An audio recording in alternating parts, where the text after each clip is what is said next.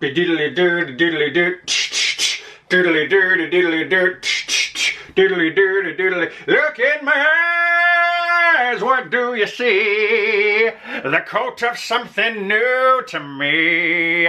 Ladies and gentlemen, welcome back to the Hard 100, a video series documenting the culling of my collection from what it is to what it's going to be, and that is a Hard 100 games. Recently, I got a chance to play a brand new game that I got in the old Kickstarter mail. Whenever there is a Kickstarter, there's usually like a standard, boring, whatever edition, but then there is this beautiful deluxe edition with all these juicy components and all the thickness of cardboard and goddamn metal coins that I just cannot say no to. You give me a metal coin in your game, and you son of a bitch, you probably got a backer in me. So I got a worker placement game to the table. Not any worker placement game, a weird worker placement game. Ladies and gentlemen, today, get your Gùgōng, because we getting on. I don't know what that meant. Gùgōng. Gùgōng by Andreas Stedding and Andreas Rich is a worker placement game in which you and a handful of people do stuff in China. Let me see if I can get this a little better to reflect the light. Ooh, that's sexy. Now that is the slipcover of a very, very sexy game called Gùgōng. Now the deluxe edition, which is the one that we are talking about today, is the same game, but is it? Yeah, it is. But this one, there is no cardboard for these tokens. All these tokens are on wooden bits and they're screen printed and they're so beautiful and they're so delicious. The little jade tokens, no tokens for me, sir. I will have Hobby Lobby beads and they will be beautiful. So what does it all mean? Well, check it out. It is basically your standard worker placement game with a twist. Now the twist here is that in the old ancient land of Gùgōng, giving money was illegal and bribing was obviously illegal. So what did we do? We exchange gifts. Like, oh, I'm not gonna give you $1 million, but I'll buy you a brand new car and a brand new house and all the things that you may ever want. What this has you doing is you have a handful of gift cards, and on these gift cards there are different numbers, and that's it. So what you do is you're gonna take these gift cards and you're gonna swap your card for a card on the board. There are 8-ish spaces on the board. From top to bottom, we have the beautiful travel section. Take your beautiful, beautiful horse all over China and pick a token to get a thing. Or you can dedicate your time to helping build the Great Wall of China, and it's kind of an area control-y kind of thing. Or you can go to the lovely, lovely land of the Jade Palace and send some servants to bring you back some jade. Or you can get influence, or do some decrees, or send a boat down a river to do something. But none of this matters unless you get your little Jet Li all the way up to the Emperor. But you're not trying to kill him this time. No, you just gotta go up there and say what's up. So this is the Temple of Heavenly Purity, as it's called, and you have to get your little duder all the way up to the top. Otherwise, your score at the end of the game, no matter what, is 0. So let's break this down a little more. So let's say I want to send my lovely self off on a horse to go look at all the Chinas and see how they're chining. Chinaing. See how they're doing. So I take my gift and I swap it with the card that's on the table. Now on my gift, I could have a couple of different things. I'm gonna have a beautiful picture of a gift. I'm gonna have a number, but I could also have an action. Now, I get to take the action on the space, but I also get to take the action on the card. I can do either or, but if I do both, I have to do the card first, which is fine. But the thing is, if I put my card down, if I want to take all the actions, or any of the actions, that card has to be higher than the one I put down. If it is not, easy. I take 2 of my little servant dudes and I send them off to servant pool. Or I can discard another card in my hand to kind of make up the difference, but not really, it could be anything. But if I do that, then I'm limiting my turns later in the round, and okay. At the end of the game, the most points wins. You get points any number of ways. You get points by making it to the Temple of Heavenly Purity. You get points by fulfilling level 3 decrees. You get points for other stuff too.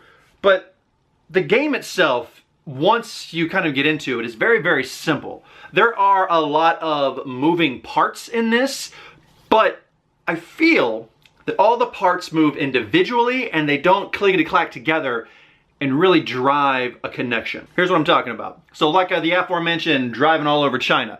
Let's say I want to drive all over China, fine. I dispense a worker and I go to China.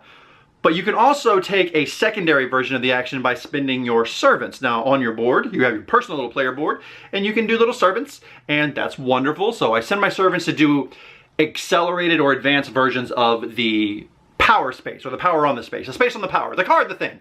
There's a picture of it somewhere that I'm gonna show, maybe here. Now, after you've decided what you wanna do, you do the thing. Now, the driving all over China will give you these tokens that you can put on your player board to cash in for more servants or jade or points or whatever. If I go over to the jade place to buy jade, I just buy jade, and jade is exchanged for points at the end of the game in a sort of set collection, like 1 is 1, 2 is 3, 3 is 6, something. To get to the Temple of Heavenly Purity, to get up to the Emperor, that's just a simple move up track, get some points. The decrees are like, oh, during this phase you get an extra this, and those are random every game. The river section at the bottom is very, very convoluted and very, it's the most difficult thing to explain. Basically how it works is you have two options. Option 1, you take a ship, you put a dude on it, you put it on a space and you move it. Or option 2, you take an existing ship and you put 2 guys on it. Once you have 3 people on a ship, you can take them off to do the action, which gives you more cards or more points, or your little double servant who's joined at the hip. I don't know what they are. I don't want to say they're Siamese twins.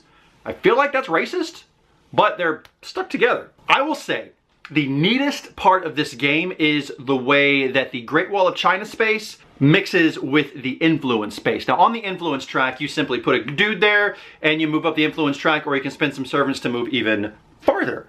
And if the first person to do that gets the first player marker, and it's all metal coins, and it's, I love it. But the Great Wall of China has some spaces on it, and then whenever you go there, you simply put a servant there, and then once it reaches a threshold, it activates scoring. And the way it works is whoever has the most gets 3 points. Cool, move my little lotus up. And it also allows you to move up the Temple of Heavenly Purity track, because you can't ignore that. But then what it also allows you to do is, if you participated in the scoring round, you get to spend some of that influence that you gathered down in the influence section on other things like servants and jades and powers and stuff. And you only get to do that whenever it scores. And that is really, really neat. I love the integration between that space and another space, but that's where it stops. The only other space that kind of does that is the Temple of Heavenly Purity, where you got to get your Dudar up to the Emperor, and you can manipulate another space by spending some guys and whatever. Everything else in the game feels like it is just a collection of individuals as opposed to a team. Sure, it kind of all works together, but really at the end of the day, it's just a really pretty worker placement game. And it is not by any means the best worker placement game that I have, but it is by all the means the prettiest worker game that I have. Let's do some housekeeping. It's not on the box because it's just a sleeve and I don't know where the ages and what's are. So we're gonna do what any logical person would do. Let's go to Board Game Geek. So official housekeeping as per Gùgōng Internet is 1 to 5 players. Now I played this 2-player. On one side of the map there is a 1 to 3 player side. On the other side of the map there's a 4 to 5 player side. On the 1 to 3 player side, the canal at the bottom really only has 1 spot to move along, but on the 4 and 5 player it has 2 spots and you can kind of go around. I believe all the other spaces are basically the same, with the exception of the Great Wall of China obviously has more spots for you to put your guys in, but it's basically the same thing, and it doesn't really limit how much you can do, I don't feel. Now playing it at 2 players was a delight. I was able to plan my turn, I was able to understand all of the cards that were in play, and I'm scared that adding more players to that would actually hurt my understanding of what cards he possibly has and what cards I have. The reason why is because at the top of the board there are 3 dice, and at the end of the round, if you match any of those dice, you have a potential to get points and extra servants for the next round. 4 rounds, by the way. Right. Ages 12 and up, because okay, I don't even know why anymore, and 90 minutes. Now, my buddy Phil has something that he is calling a first time tax, or a first play tax, or something, I don't know. So what you do is you basically take the length of the game, half it, and then add that to the original length of the game. So 90 minutes for a learning game is gonna be, what's half of 90? 45, so 90 plus 45, whatever that amount is. So that's gonna be the learning game. Now, we spent maybe about 2 hours learning it because the rule book is very clearly laid out. There is a wonderful how to play video. There's actually a lot of really good how to play videos on this, but it's not very complicated. It's just a lot of symbology and a lot of shit to keep track of when you're up on the top. Now, Gùgōng, fine game, fine game. Good worker placement game. Beautiful, beautiful board game. If you told me when I first got into the hobby that this is what every board game looked like, I don't think I would have been able to afford it. But Gùgōng, as it stands, is a worker placement game where the workers are the cards in my hand and I'm swapping them out and doing the spaces. Now I genuinely believe that a worker placement game lives and dies by the integration between all the spaces and how they work together, and specifically how I can make them work together through the course of the game. I have to find the puzzle to try to figure out, okay, this can go with this, and if I do this, I do this. What do I do? Gùgōng, however, does that okay-ish.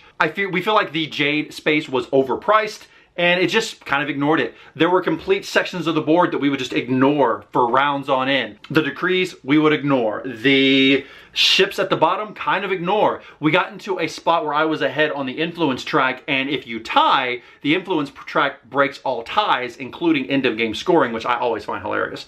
So on the Great Wall of China, Phil had 2 spots, there's only 4, so I would go in here and tie every time and just keep stacking it up.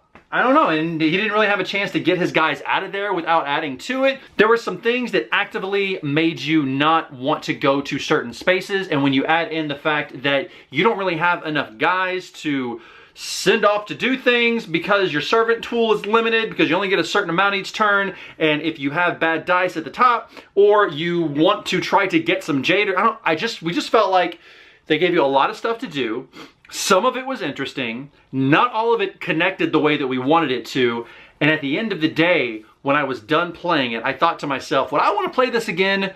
And the answer, unfortunately, is no. Very, very, very glad that I played it one time. They have some really cool ideas. The gift thing is great. The integration between spaces, I don't think I've really ever seen, hey, if you get this space, you do the thing, but then also this other space triggers and you can do that. But throughout the game, you can do that other space if you want to.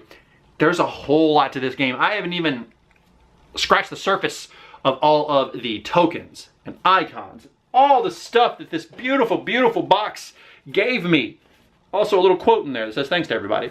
Now, Gùgōng, as we mentioned, I don't want to play anymore, so you are out of my hard 100. You, oh man, you are beautiful, beautiful, beautiful game, so pretty. But at the end of the day, the cult of the new, I don't know, just kind of quit, kind of Jonestowned it. So ladies and gentlemen, Gùgōng, it might be right for your shelf. If you are a fan of beautiful games and that's enough to make up for decent gameplay, this might be for you. But if you are a fan of shorter, meatier worker placement games, I don't really feel like there's a lot of meat on this bone. If you want a lot of bone meat, ladies and gentlemen, there's plenty of stuff out there. I've talked about some on this channel, including a sweet, sweet, sweet Champions of Midgard and a couple other worker placement games that I'm sure I've talked about or will talk about. In the meantime, Gùgōng is, and I've been waiting to use this joke all goddamn day, is Gùgōng. Toss. I don't want to break it because I want to sell it. So ladies and gentlemen, thank you so much for joining me on this, the latest episode of the Hard 100. I hope you and yours are well. Ask yourself one question when I'm standing here doing these videos. Is he wearing pants? And to that, I say, peace out.